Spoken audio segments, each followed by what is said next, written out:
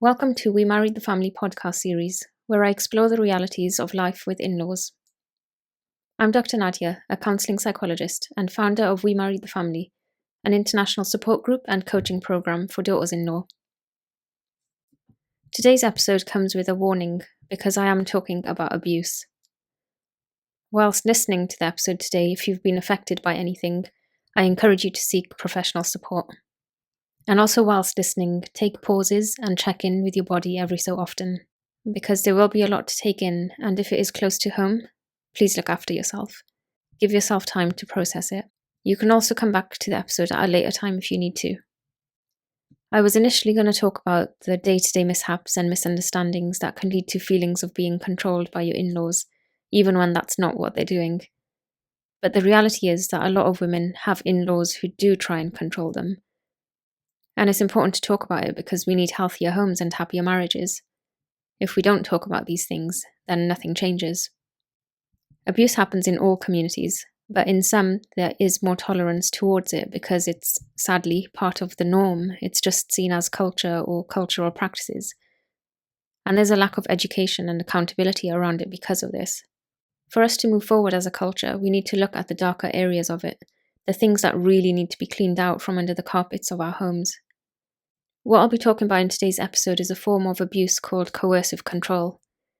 It's something that can be all-encompassing for some women, at least for a period of time if she can find her way out, which could be months or years, and some never do. This type of abuse can be difficult to see, and obviously difficult to know before getting married. It's like a woman is stepping into a new chapter of her life. She's walking along this path which is filled with hopes, new growth, and an image of her future ahead. But she steps into a dark puddle on the ground, and instead of stepping out of it, she keeps going further in, and the darkness becomes bigger, engulfing her and tightening around her. Now she's not stepping forward on her path anymore. She's not even on her path.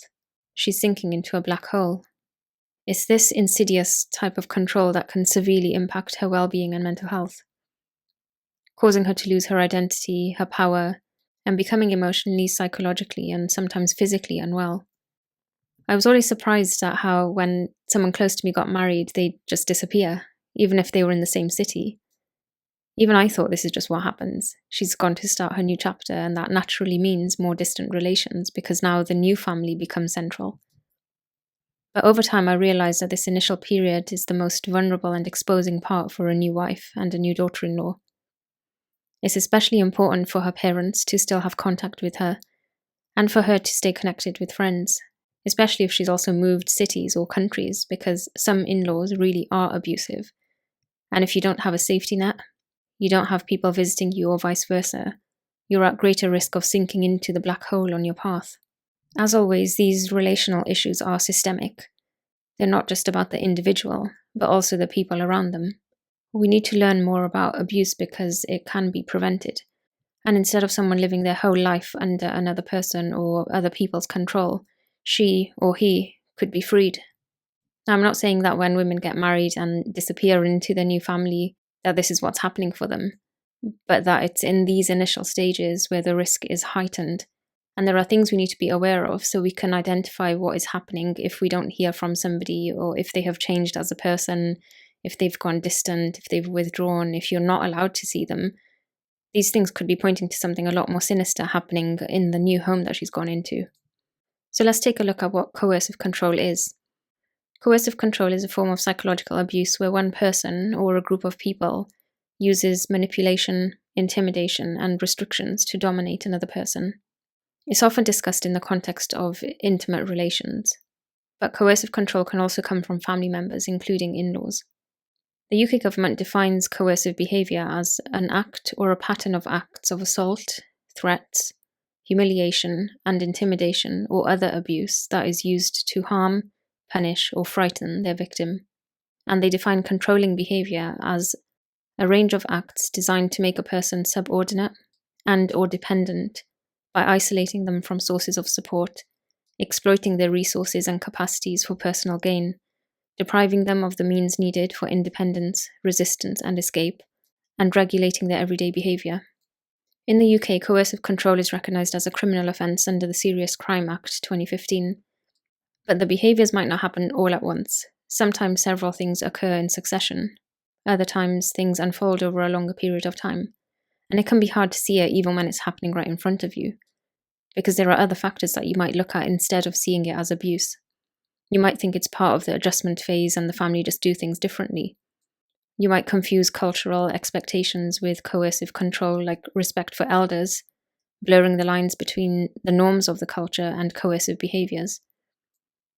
You might believe that you're the issue and seem to do everything wrong, instead of seeing that others are emotionally manipulating you. Usually, coercive control includes a cluster of experiences. They're not isolated incidents, but they can be difficult to see until you step back and put them all together.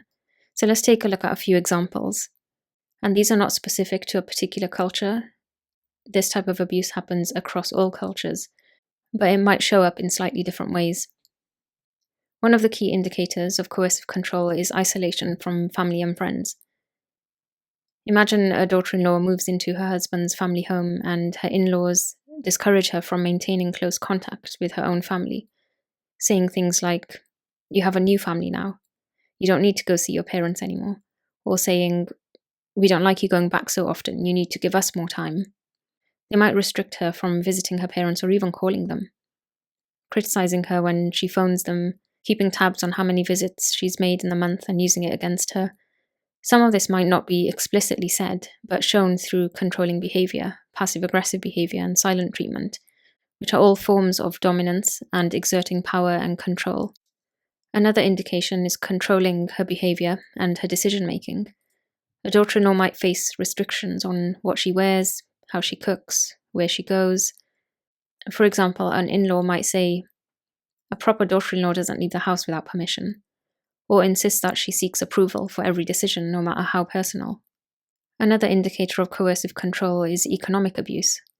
In some cases, the daughter-in-law might be asked to hand over her earnings to the family, with the justification that it's for the good of the household, that you're supposed to contribute and supposed to help your husband. There are instances I've heard of where a wife will give her earnings to her partner, not knowing that he isn't using it to pay the bills, but to feed his gambling addiction. Another indicator is pressure to conform to gender roles. A daughter-in-law might be expected to prioritize the household over her career, her hobbies, or her personal goals, with remarks like, "A good wife sacrifices for her family," or "What kind of wife are you that you don't cook for your husband after work?" Even you might have internalized beliefs and expectations around your role as a wife and a daughter-in-law, thinking that you should stop working so you can look after the home and the kids. And sometimes it's these internalized beliefs that also collude with the abuse from the in-laws. There's a whole host of other things that fall under coercive control. Things like being deprived of your basic needs, people monitoring your time and your online communication and your whereabouts, threatening to reveal private information, humiliating you and putting you down, gaslighting you, using honor and reputation to control you, and threatening to harm you or the property. Some of the things that you might feel internally if you're being controlled in this way are feelings of walking on eggshells, being afraid of them, your partner or your in-laws. You might feel isolated and alone. You might have lost your confidence, your autonomy. You might have lots of self-doubt, be depressed, anxious, or even enraged. Like I mentioned before, coercive control is a criminal offence in the UK. If you feel this is happening to you, it's important to get support. Because it is illegal here, you can take legal action. You can file a complaint under domestic abuse laws. Speaking to a lawyer or a domestic abuse charity can help you to understand your options. Women's Aid are a great support for this, and I've shared some details in the description. If you're living in an unsafe environment, you need to create a safety plan. This might include having an emergency contact, packing essentials in case you need to leave the house quickly, and knowing where to go for shelter. If you do feel safe enough, you can set some boundaries. Most of the information around boundary setting might not apply in your situation with abusive in-laws or partner. Many therapists practicing in Eurocentric ways and those from non-racial majority cultures often don't understand the gravity of our family dynamics and cultural norms. There are very real dangers to standing your ground sometimes. There are real risks to your safety if you say what you're thinking or you question or challenge someone. You might also have very real fears around rejection from the community and about dishonoring your partner or his family. So trust yourself with what you are safe to do in your situation. But a boundary might look like distancing yourself by staying in your room a bit longer, or being out of the house at work, or using your voice. For example, if you're being prevented from or criticized for seeing your family, asserting that my family is important to me and I'll continue to see them. Or a financial boundary might sound like, I'm saving my earnings and won't be paying your parents' mortgage anymore. Many in-laws aren't inherently abusive, but they might be acting out of ingrained cultural expectations or generational trauma. However, the onus is never on the victim to fix abusive behavior. Sadly, sometimes still in the South Asian culture, there is an expectation that the wife will come in and things will be sorted for the family. But it's not your responsibility to fix your husband or his parents or the family dynamics that were already at play even before you got married or even before you knew your husband. Breaking the cycle often means stepping away from unhealthy environments and prioritizing your well-being. Sadly, I do still hear on a very regular basis that a woman is going through something difficult and is not being supported either by other women or even her own family.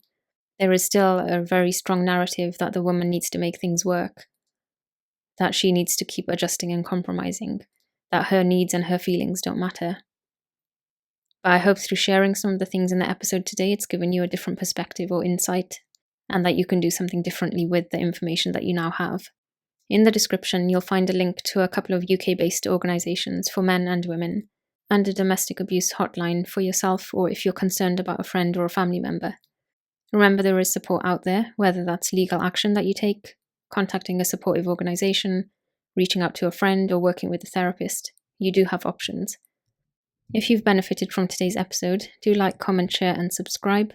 If you've been affected by anything discussed in today's episode, do seek the support that you need. And you can join my daughter-in-law's membership group via the link below or book in for one-to-one therapy with myself or another therapist.